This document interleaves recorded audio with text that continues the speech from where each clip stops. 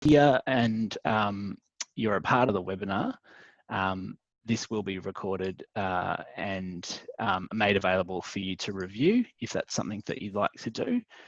There's plenty of information, so it may be worthwhile. So what I'll do, and what Tracy and I will do, is send out an email in the next, either tomorrow or early next week, just with a link to this recording so that you can get to it. And there are also some apologies, so which is fair enough given the very late notice that you had. So I'll make a start. Welcome to MCCC, welcome to Metro West in particular. My name is James Garland. I am your Registrar Education and Practice Support Coordinator, or REAPS, which is a little bit easier for you to remember, for the Metro West. I will run through the rest of the team in a minute.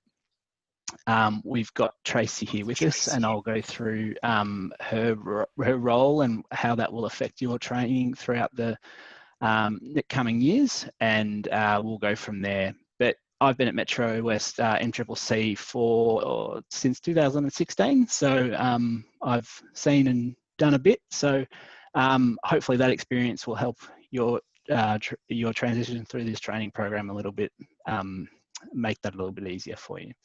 So we'll just pop on to the next slide, please, Tracy. It's not going anywhere for me. Here we go. Oh, okay, no problems. There we go. Yep. And of course, we'll start with an acknowledgement of country. I'd like to acknowledge the traditional owners of the lands on which we meet, and acknowledge their elders past, present, and emerging. Thank you. Next slide.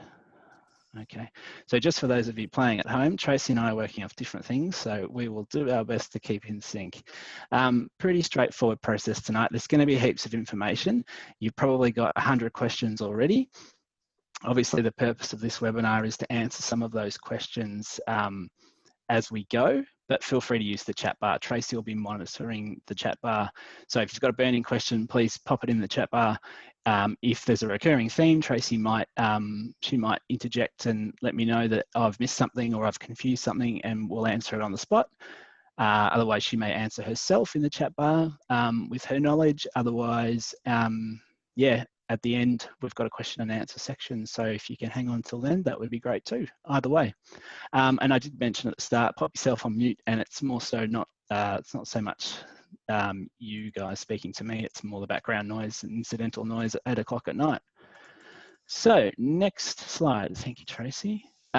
So welcome to MCCC. As I said, we are effectively your support team, and there's only 2 of us here tonight. There's another webinar going on at the moment, but I'm just going to run through the different areas of support and different ways we can support you throughout your training. So to start off the list, we've got your training advisors, or your TAs, and your TA, each of you will be allocated, regardless of whether you're a hospital 2021 registrar or you're going into GPT-1, you'll be allocated a TA. A TA, or a training advisor, is a medical educator and also a fellowed GP with plenty of experience. We'll start at the top from there.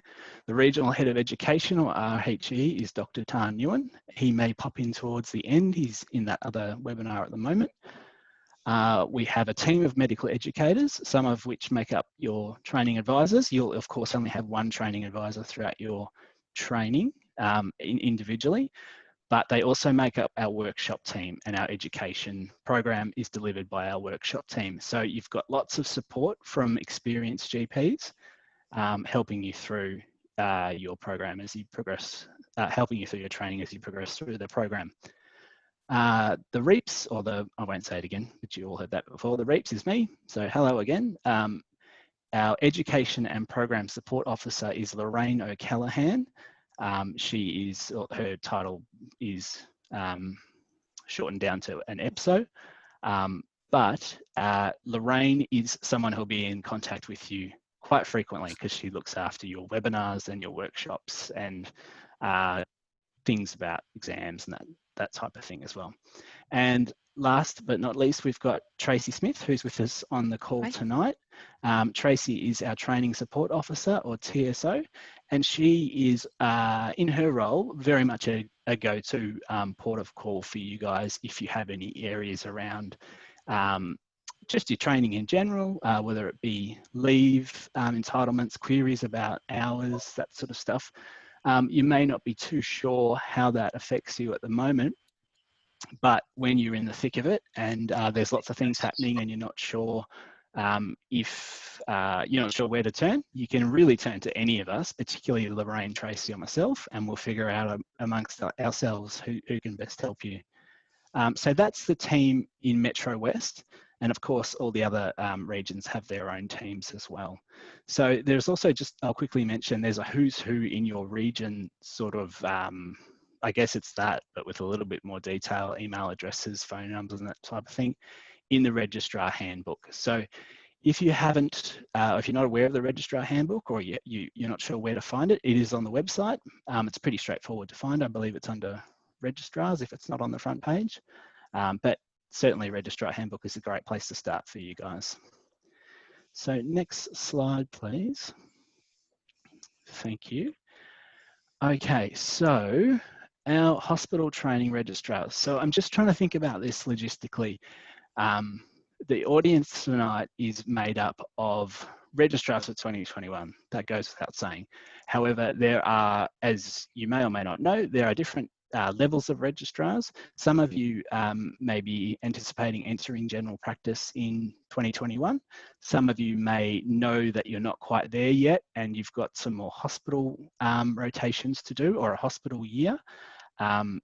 So this slide in particular is for those of you who know that you're a hospital registrar. And of course, there are those of you who aren't quite sure yet. And the reason you're not sure is because we haven't yet done your hospital experience assessment. So that's what HEA stands for. And for our hospital registrars, if you've indicated that you'll be a hospital registrar in 2021, we will do your HEA a little bit later on in the year. Not too much later than the rest of the group, but just a little bit later than those who are indicating they'd like to enter general practice in 2021. So if you are a hospital registrar, you know you're going to be a hospital registrar, so you might be an intern right now. Then I guess what you can do is you utilise that hospital experience assessment when it comes through to fill any gaps in your training or your what's required in terms of entering general practice. So there's no RPL required for these hospital registrars out there because RPL is effectively in lieu of the hospital year. So because you're doing the hospital year, when you do enter general practice in 2022, which seems like a long way away, but I'm sure it will come around quickly, you won't need to apply for RPL. I'll go into more detail about RPL shortly. So if I skim over anything at the start, rest assured I will get there shortly. And what else have I got for you on that? There'll obviously be webinars throughout the year. This is a webinar, but this is more of a training ops-based webinar about your registrar placement. The webinars that you'll be receiving will be from the medical education team about your experience in the hospital, how you're finding things, if you're having difficulty in any particular areas. And because they're medical educators and fellow GPs, they'll be able to guide you from a medical point of view as well and their own career paths too. So I won't talk too much about RPL. I do have a notes section here and it does mention RPL, but I know that there's a lot more detail in the next slide or two, so I won't do it twice. Just one last thing on that, and don't worry about that, Tracy, that's fine. So I mentioned that you'll be allocated a TA,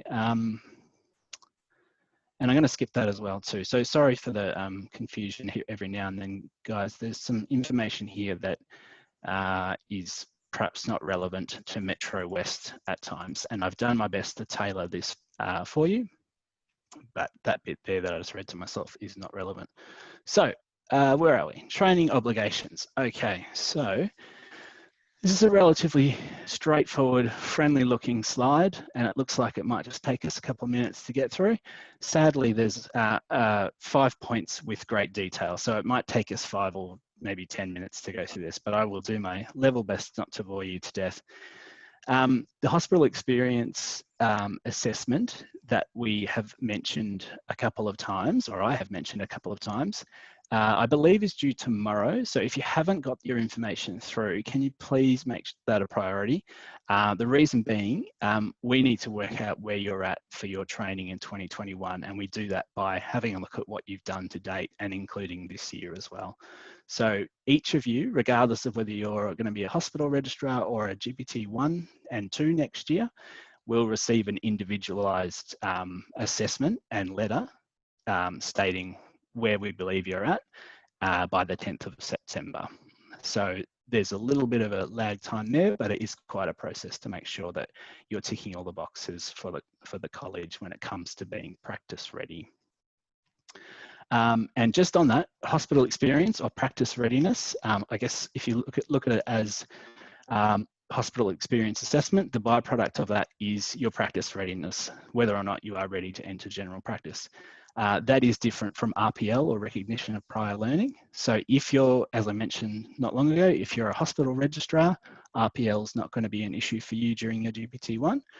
However, if you are going into GPT-1 next year, in lieu of doing a hospital year, you'll be required to claim 52 weeks, the maximum 52 weeks of RPL. That is something you do during your GPT-1 and something you'll get much more guidance on closer to the time as well. But just a heads up, it's a great idea to keep any statements of service, any end of rotation assessments, all those types of things for your RPL, because it can be difficult to chase those up after the fact, as I'm sure you'll be well aware.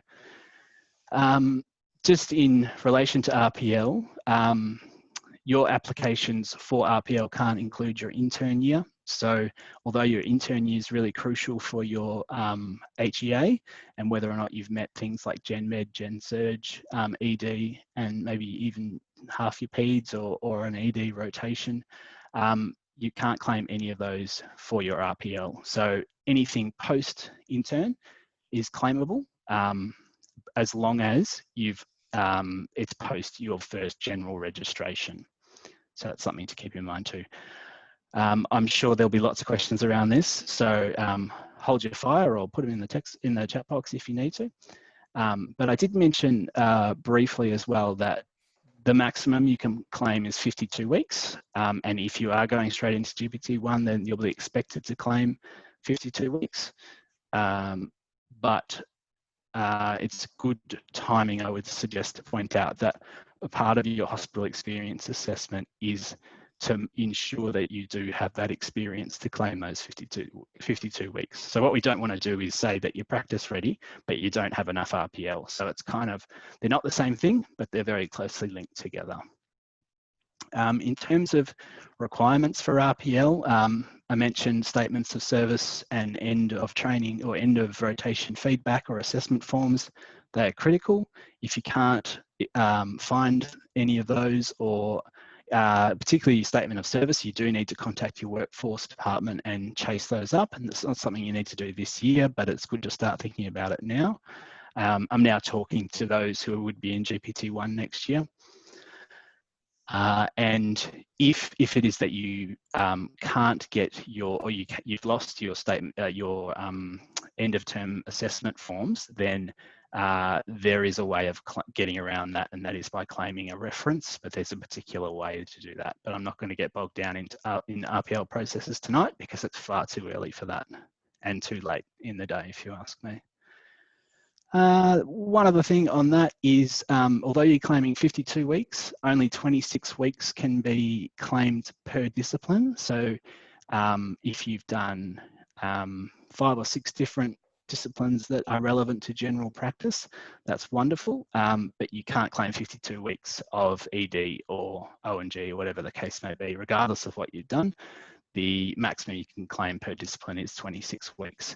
And last thing on this, your RPL can't be older, or your rotations can't be older than 5 years from the date you are claiming.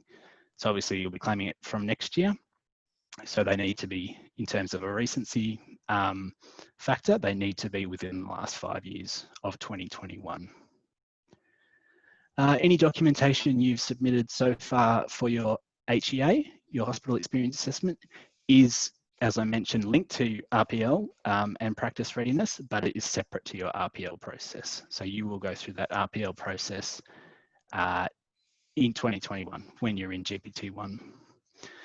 All right, I finally get to move away from RPL and HEA. So let's do that very quickly. We're mentioning workshops and webinars here.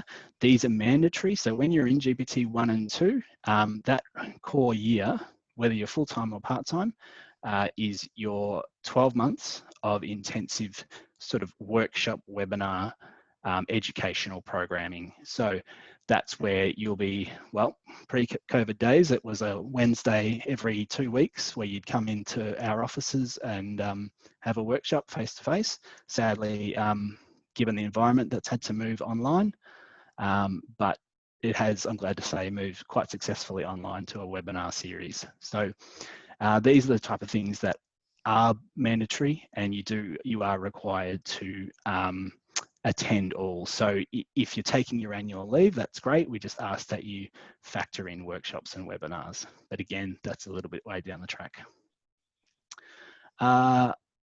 Your practice manager, I won't go into that, don't worry about that. That's for, again, down the track. We're mentioning ECTVs there. If you're already across these acronyms, I'm very impressed. If you're not, don't panic. There are lots of them and it will take a little while to learn them. An ECTV is an external teaching visit, and it's essentially when a medical educator comes to your practice and observes you consulting. It's a medical educator, but not your TA, so there's no conflict of interest there. We just ensure that it's not the same person, but they are, you know, of similar backgrounds, being GPs. That happens twice a term for GPT-1, twice in GPT-2, and once in GPT-3. That's the traditional sort of time frame of it. So all throughout all of your training, you should be looking at having done a minimum of 5 ECTVs. There's heaps more detail about ECTVs, and there's certainly no point going into it now, but if it's something you're interested in and you'd like to learn more about it sooner, have a look through the website, or even on RACGP's website too. Very last thing in this slide is the inner versus outer metro requirement. In terms of your training obligations, this is a big one for Metro West. It varies from region to region, but in Metro West, you need to do 52 calendar weeks of inner metro and 52 calendar weeks at a practice in outer metro. That may be a question that might come up later. I won't bore you with geographics, but it's obviously to achieve some diversity of your training. So that's an awful slide, and thank you for being patient with me. Let's move away from that as quickly as we can. Okay, so we are here to talk about practice placement. The key objectives are pretty straightforward.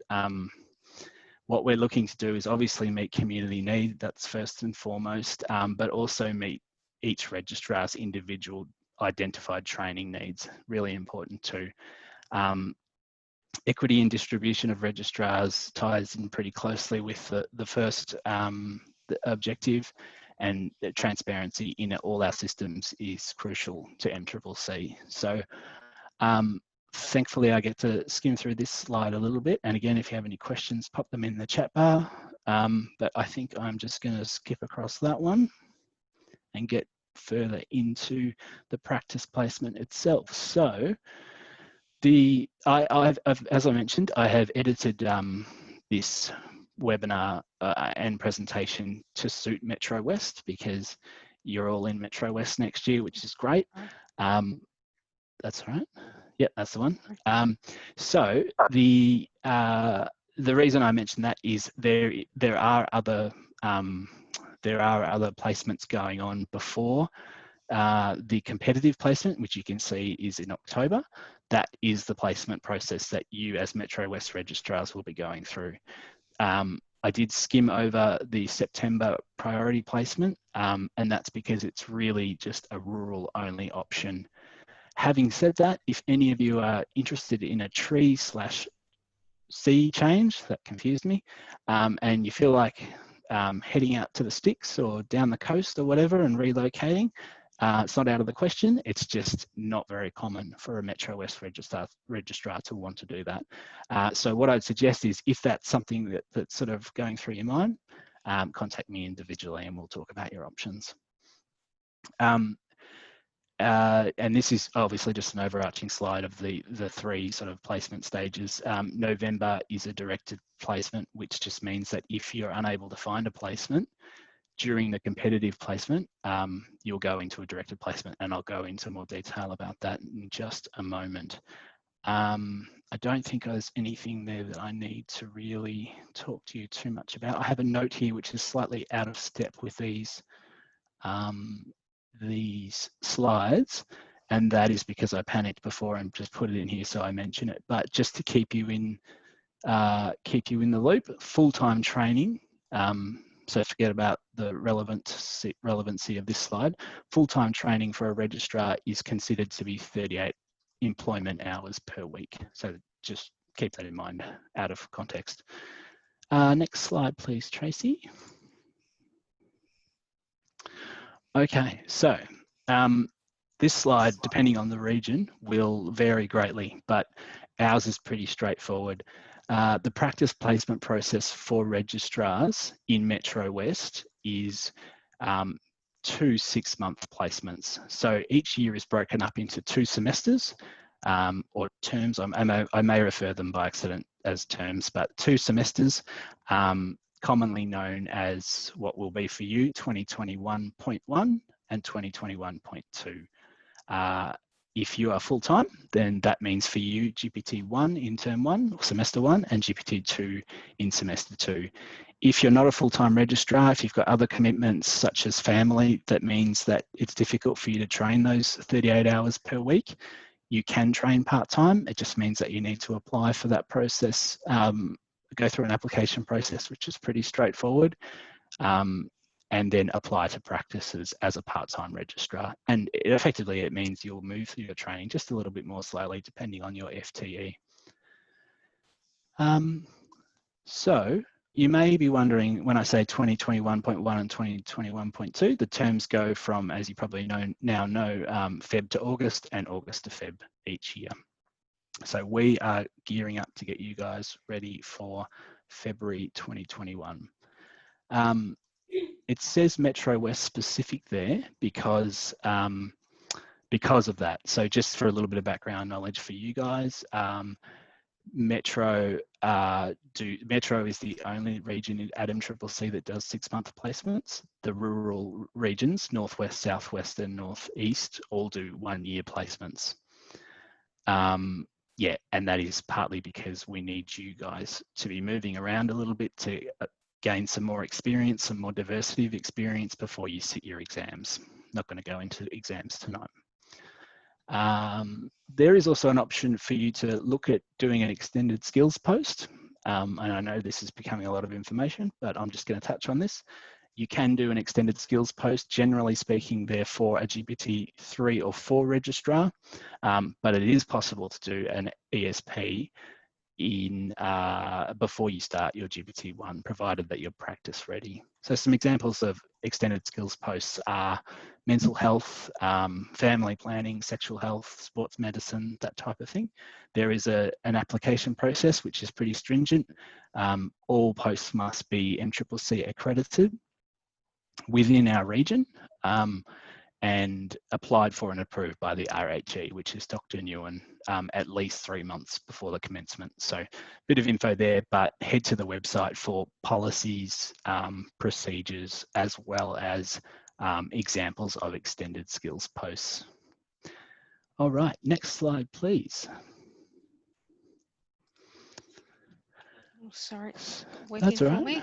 If it doesn't work, it doesn't work. Oh, now we're going too fast, sorry. I should have had a drink. Oh, I didn't get a drink. All right. Bear with me, everyone. It's been a long day. Okay, so this slide here, I'm very happy to skip over, and you'll be happy for me to skip over as well. And it is the applying to practices, your CV and cover letter. I am not here to tell you how to apply for a job. You are all very successful people who have no doubt worked in many and very different places, and I'm not going to tell you how to write a CV or a cover letter. except to say, also maybe I will, that the practice managers, when they receive the applications, like most workplaces, don't want a very, very long cover letter. So keep it nice and concise. And I know that's an art form in itself, but that's the main bit of feedback we get from the practice managers after practice placement, was that some applications are a bit heavy on with the cover letter. So keep that in mind. Do your research. All the practices in Metro West are listed on the website. The practice placement isn't open yet, of course, because it doesn't open until, I keep saying practice placement, I do mean registrar placement. It is one and the same. The registrar placement doesn't open until October, but that shouldn't stop you from having a look on our website under where you can train and having a look at the sorts of accredited MCCC practices. That's probably something that I don't mention enough, or we don't mention enough, because it's second nature to us, but all the practices that you train in, or the clinics you train in, need to be MCCC accredited. So you can't just go and find your local doctor and have a go there, unfortunately.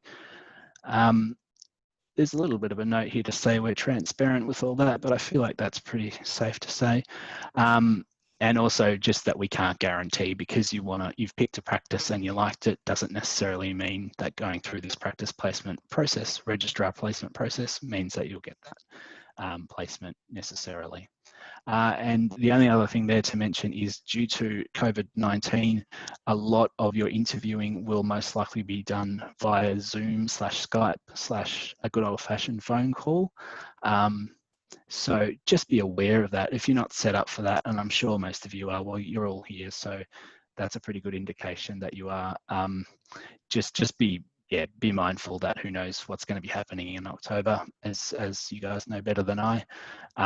So this is more than likely to be the way you'll be interviewing. And just keep in mind privacy and confidentiality and that type of thing with those things, which I'm sure you guys are all more than aware of. Next slide. I might take a quick break and just ask Tracy a question. If you could pop the next slide on, Tracy. Do we have any questions that have been popping up, or is everyone bored to sleep by me? We've had no group chats as yet. Okay. So no main questions yet. No problems. That's probably because I've probably put them to sleep. No, not at all. So just a reminder that you can ask questions if you want. If you're holding your fire, that's absolutely fine too, because there will be some time towards the end of this. We've only got a couple more slides to go, I'm pleased to say. But yeah, just a reminder, unless you don't need that and you'll ask me towards the end, all good. So the priority placement, that's the slide we're on. Great. Okay. That's not us, is it? It's not, but I will quickly say it is there for all registrars, really. So you don't need to be a rural registrar to enter the priority placement, but keep in mind they're usually qualify. They qualify as a priority placement or practice because they're hard to fill. Doesn't mean there's anything wrong with them. It just means usually it's a geographical situation. So they are rural and remote. So again, tree change, sea change, come and talk to me and we can look at that. But I'm not going to go into any more detail on that because that's not why we're here tonight. So if we go down to competitive placement, this is what we're here for. So once again, timeline on the right, I'll let you guys have a read through that. There'll be lots more communication coming out for this as we get closer to the date. So don't feel like you've got to jot these dates down necessarily. This information is available in the registrar handbook. There's not a whole heap to say other than you can only apply within Metro West as a region. So if you live on the outskirts of what the Metro West border is and you feel like you want to cross over, you can't do that, unfortunately. You are a Metro West registrar at this stage. And a nice point there, you are required to at least apply for 3 practices, at least interview at 3 practices, and at least submit 3 preferences. And I'll go through preferencing in a minute. it's I would suggest that's very light on. Interviewing at 3 and preferencing 3 is probably not too bad, but applying for 3 is probably a bit light on. So I would sort of be looking at maybe 6 or 7 applications, diversifying where you think you might want to work, whether it might be all inner and all outer. I would suggest maybe applying to 3 or 4 inners, 3 or 4 outers, just to keep your options open. Remembering that you need to do 52 calendar weeks in each. So the way this is done logistically is through lots of communication from me, but also you'll have access to the MCCC portal. You'll have your own login. You'll go in and you will preference practices that way. And that way we can also help you if you are struggling to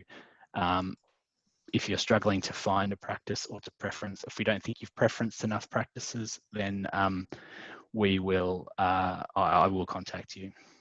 Quick question, James. Yeah. There's been a bit of a question about, in this process, are they applying for GPT-1 placements and GPT-2 placements, or is it just going to be first semester in this competitive placement? Good question, and thank you for interrupting. You are applying during this competitive placement. You're applying for both. So I was looking at the wrong place. You're applying for your GPT-1 and 2 at the same time. So yeah, it's a good question, and it's definitely worth thinking about how you want to split, or if you want to split your time. My advice would be to, as I was saying before, is to apply for apply for at least some inner metro and some outer metro for GPT-1 and 2 across the whole year, so that when you come down to preferencing, you can choose whether you'd like to have covered off 6 months of your inner and 6 months of your outer calendar months throughout the first year. That just allows you some flexibility. So if you do all your inner metro in GPT-1 and 2, that means you've got to do all your outer metro in GPT-3 and 4. And it's not impossible, and it's certainly not impossible. It happens from time to time. It probably happens more often than that. But you're just allowing yourself a bit more wiggle room in terms of what ifs and who knows what's happening in the future if you've ticked off some of each after your GPT-2, if that makes sense. So I might just keep rattling along because we're nearly finished. So where are we at? Did I finish that? I did. Let's go to allocations. The next one, when you're ready, Tracy. Yep. Thank you. Yeah, Fed will move for me. There we go. Yeah, excellent. Okay, so the main thing about allocations, and I might say this from the get-go, is I know the slide's all about allocations, but what I'm going to talk about is preferencing. We ask that you don't discuss your preferences with your interviewers, regardless of the situation. If you find yourself in a situation where you've had a great interview and the practice manager and or the supervisor say, we're going to HD you or highly desirable you, and I'll go through this in a bit more detail in a moment. It's a little bit unprofessional from their point of view because they know not to do it. The reason we ask you to keep your preferencing confidential at that stage is because we've had in the past lots of promises broken and then little hearts broken because people change their minds. So I kind of went through that back to front, but just be discreet about your preferencing throughout the interview process.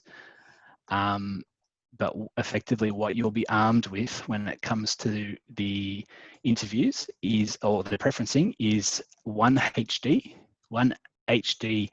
per semester, and as many Ds as you like.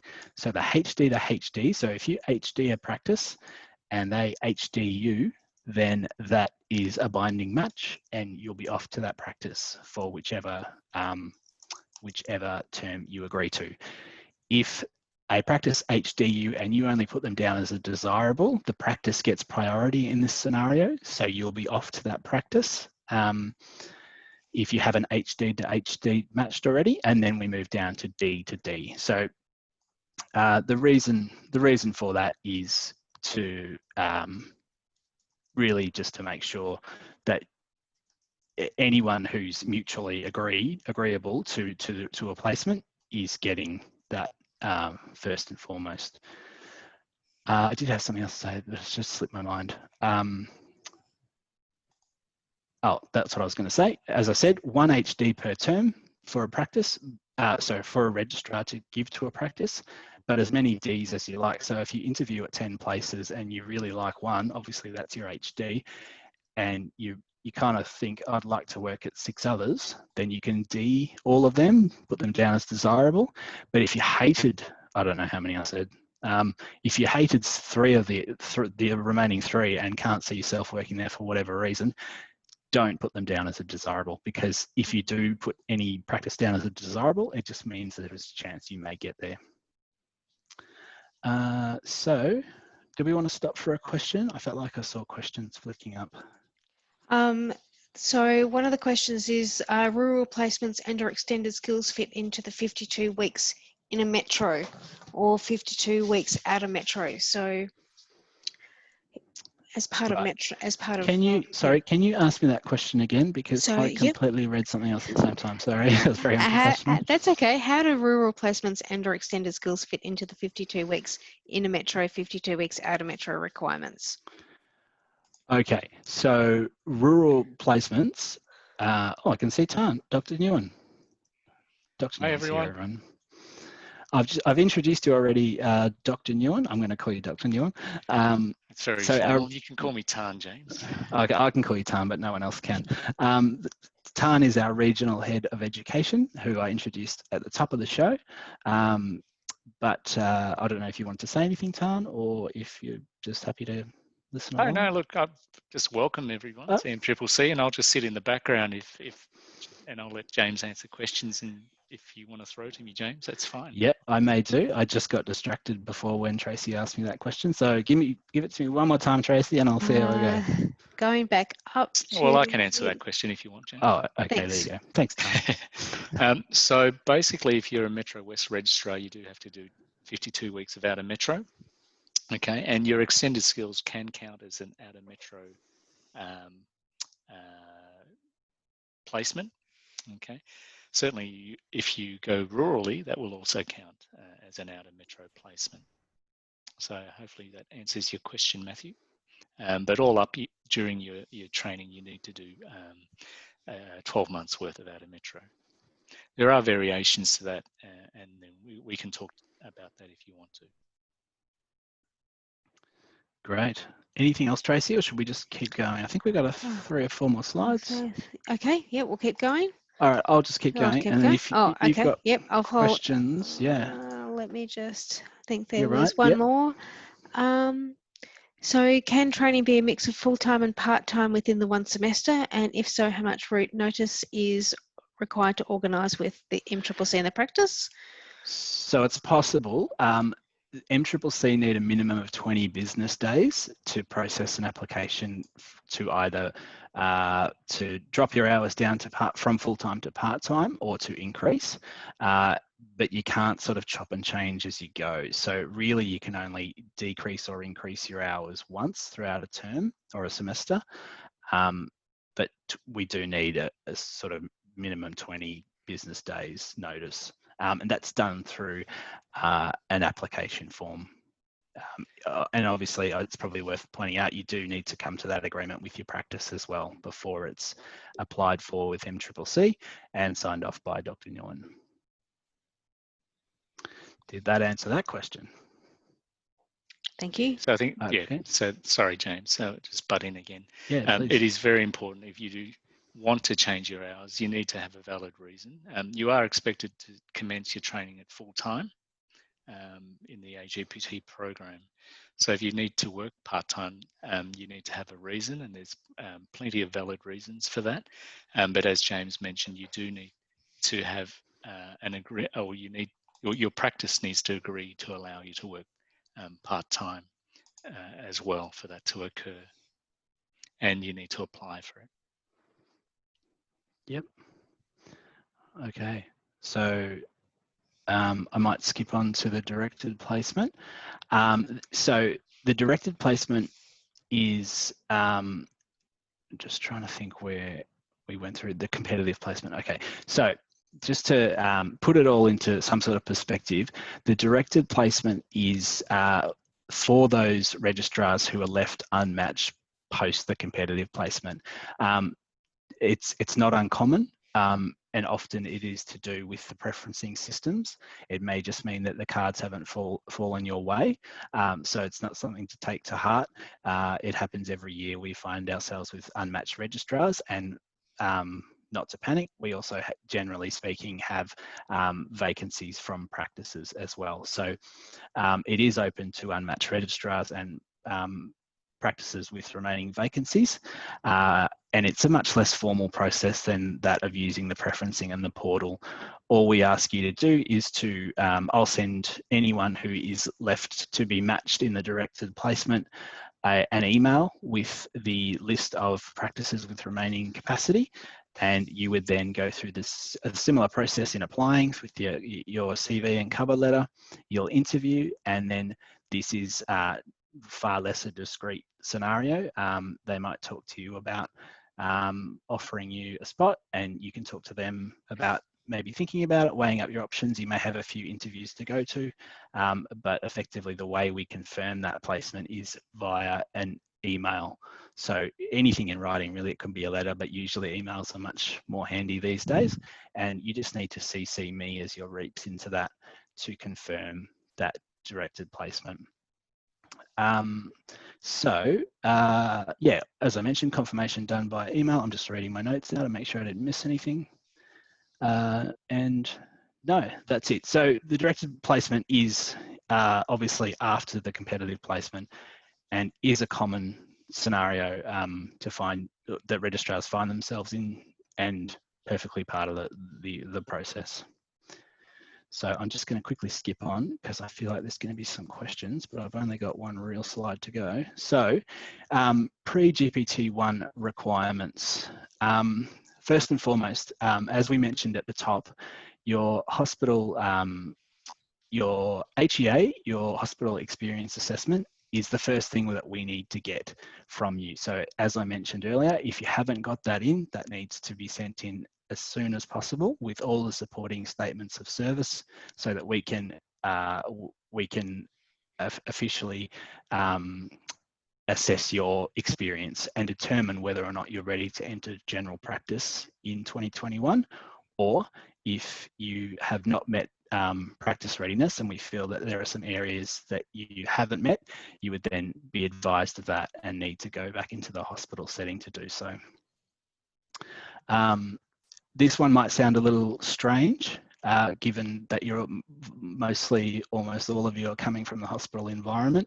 Our ACGP do require a CPR qualification pre-GPT-1, and that is an ARC accredited HLT AID 001 CPR run-of-the-mill course. So I'm talking St John's Ambulance, Life Saving Victoria, that sort of thing that anyone can do.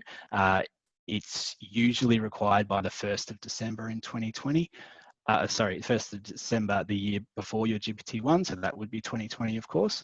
However, there have been some leniencies around this sort of thing, given that there aren't any courses running in Victoria at the moment. So I will keep you updated on that. It is a general requirement every year for incoming GPT-1 registrars, but yeah, there is some uncertainty around that at the moment. It's probably a really great opportunity for me to now point out that your BLS refreshers in your hospital setting, while great and we encourage them, aren't accepted by the college unless they are ARC accredited and have that HLT AID code on them. So yeah, we are going to ask for those certificates at some point. And if you haven't done one, or you feel like your hospital one is enough, it may well not be. So just bear that in mind, please. The very last point I have to make before we hit some questions is a pretty straightforward one. Provider numbers, how do you get them? I'll run you through that. They are location specific, and what that means is when you are matched to your GPT-1 practice, you will be issued with confirmation of that via email from MCCC, and as well as that, you will receive an AGPT practice, I've forgotten what it's called, Tracy, the AGPT placement AGPT placement. form. Yes, form. Yeah, so Yep. something like that. We know what they look like, but we just don't refer to them as that all the time. And what they are, what that form is it'll be sent to your practice manager, most likely by Tracy.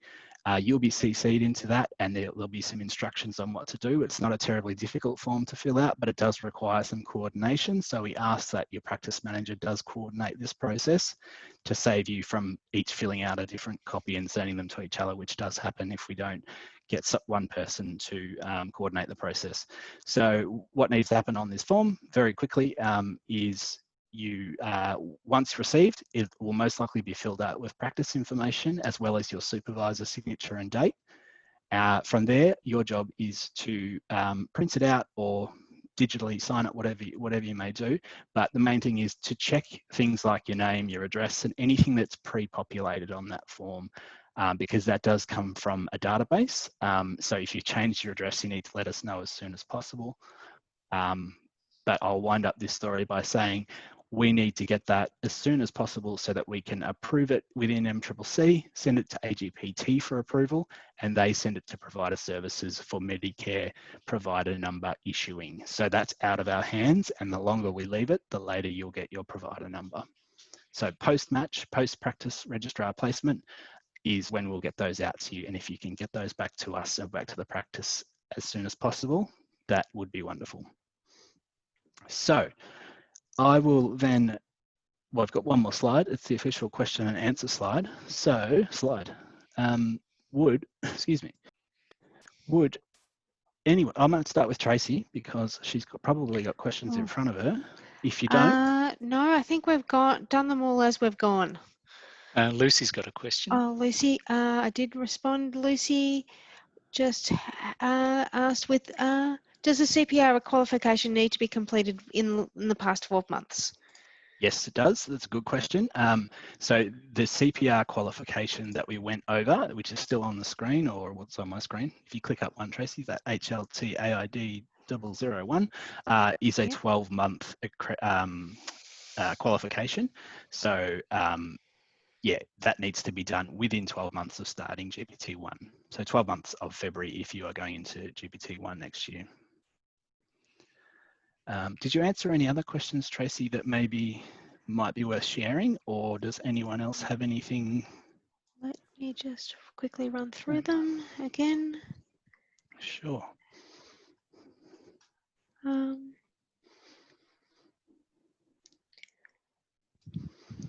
If you've got any questions, pretty much covered them as much.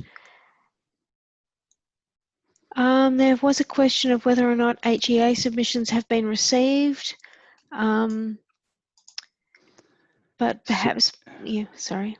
So I was just going to say that I know that they have been received, or that they are being received, rather than if you're unsure, if you feel like you had trouble with the portal, or then contact me directly. Maybe reply to the email that I sent this webinar out and I can check for you. I know that I was speaking to someone today who had submitted it yesterday and their paperwork wasn't available to me. But that's not to say that it wasn't submitted, because there is a bit of a lag time. So if you're unsure, let me know and I'll chase it up for you. But otherwise, if you haven't done it, please do so by tomorrow.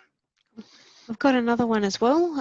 If you're completing your PEDS term prior to becoming a GP trainee, but also planning to spend next year as hospital-based registrar, do you need to do RPL for that? Well, no. If you do, so if you're doing, and forgive me if I've misinterpreted the question, if you're doing your hospital year next year and it involves a PEDS term, that's great. But when you finish that hospital year, you will then enter GPT-1 in 2022 and not require RPL. Okay, great. And another question about the practice match. Do we submit our CVs and cover letters via the portal or directly to the practices? Directly to the practices, good question. The portal is just for preferencing once you've gone through the interviews. Great. If we could go back to the last question about the PEDS, the person asking is saying that doing PEDS term this year, not next year, but we'll be obviously be doing a hospital year next year. Yeah, so this the same answer. Okay, great. It doesn't matter when you do your PEDS term. Yeah, I'm not sure that I've. Yeah, you just need to do your PEDS term before you start GPT-1. Okay. And I think it was from Christine, the question. Yeah, If right. Christine, if you're joining the program next year and you're doing a hospital year, then that's your first year of training. So if you start with a hospital year, you don't need to apply for RPL. RPL only comes into play if you want to go straight into GPT-1 and you've got 12 months of rotations to claim post PGY-1. Okay. Yep. And can you start GP training midway through 2021 if you're completing hospital training in the first 6 months? Yep, you can. You need to be deemed practice ready to start mid-year, and you also need to have enough experience and breadth to be able to claim those missing 26 weeks of RPL.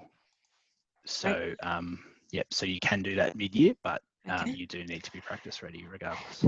And back to the question about applying to practices, can we apply now to practices? That would be not until the practice match opens in October, is that right?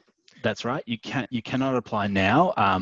If you do, you'll confuse the practice managers. So there's no advantage in doing that.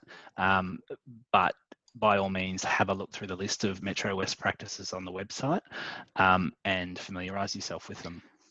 Yeah, great. And another one, can nights be claimed for RPL, and is rural ED and Metro ED considered the same discipline for RPL? Tan loves the RPL questions. So look, nights potentially can, Fatima, but you would have to demonstrate that there was supervision, teaching and supervision, and also feedback, and you would have to have some sort of documented assessment at the end of the term, or a reference in lieu saying that you've satisfactorily completed that night's term. So we will support it if you can do that, but ultimately the decision is up to the RACGP to make that call. In terms of your question, is rural ED different to Metro ED for RPL? It is. So in fact, there are 4 levels of emergency departments that the college will accept as RPL. So you can claim, for example, more than 6 months in different emergency departments for the purpose of RPL. Next one is, how does maternity leave work if having to leave in the middle of semester? Well, that just happens. You need to, if you need to take maternity leave, you're entitled to do so, of course, under the Category 1 AGPT leave. If it's mid-semester, which of course it often is, you would just need to give notice to the practice and then decide really how long you want in terms of your maternity leave. So I believe it's, and correct me if I'm wrong, Tan, I believe 6 months is the initial application for maternity leave, or is it, can it be 12? Yeah, Yep. So look, Okay. for Category 1 maternity leave, I mean, it's usually 12 months and you can extend that if need be. What happens though, Laura, is that you decide how long you need to have off, and then we will slot you back into the program when you're ready to rejoin. Yep. Okay. And are statements of service considered evidence for RPL? They are.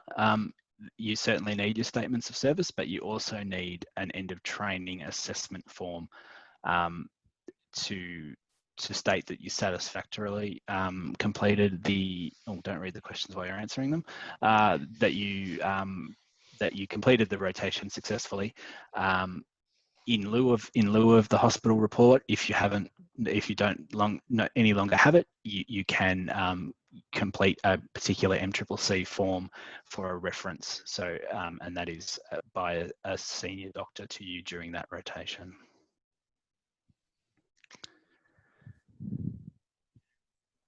And Sarah's asking about what's evidence of completion of general medicine. I'm not sure if you've read that one.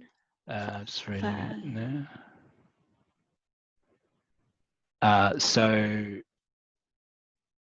Hang on. So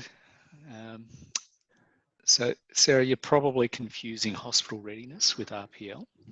So when we say that to start in practice, so your GPT-1 term, you need to have completed the 4 mandatory disciplines, which is general medicine, general surgery, ED and PEDS.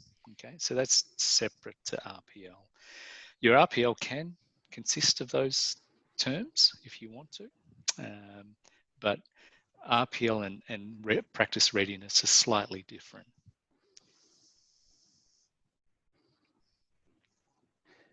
Yeah, so we did cover that, and I know there was a lot of information at the top, but it is very confusing. It is very confusing, and look, we're in terms of the RPL, we'll run you through that process, but it's probably, if you're thinking of applying for RPL, it's probably worth having a look at the college website, and I'll just post a link to it now.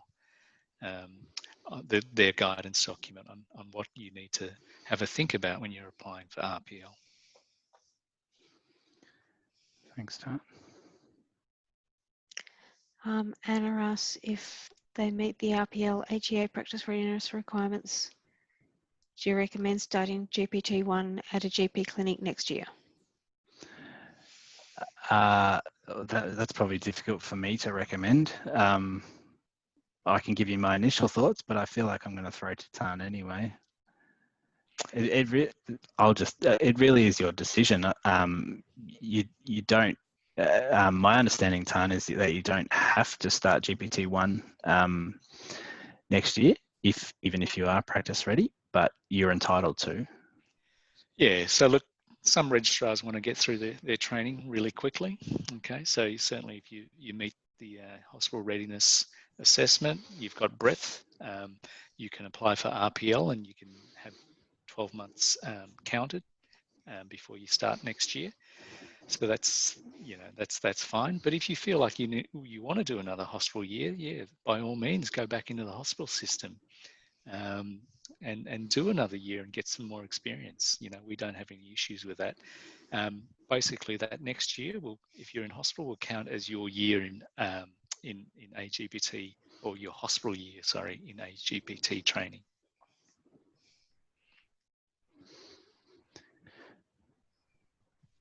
Okay. I haven't got any more questions. No, nothing's coming up. Okay. So, well, I might just wrap up. If anyone, sorry, one more. Following on Yeah. from Anna's question, does the extra hospital year have to be full-time, or can it be part-time or locum? Done.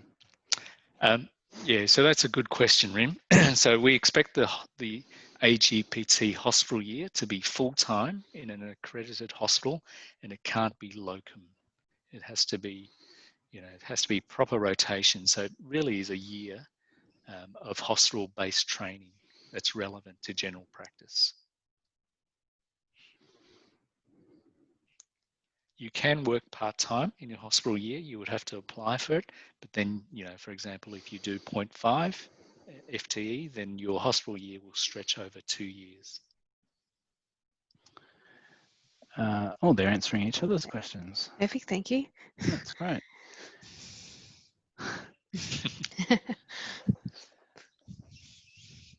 Well, I will start wrapping up because we are at 9 o'clock. Any burning questions, send them through. Otherwise, you've got my email address and I'll be in contact with you all again shortly. And as that question just went through before, the hospital experience assessment outcomes are due out by September 10. So I'll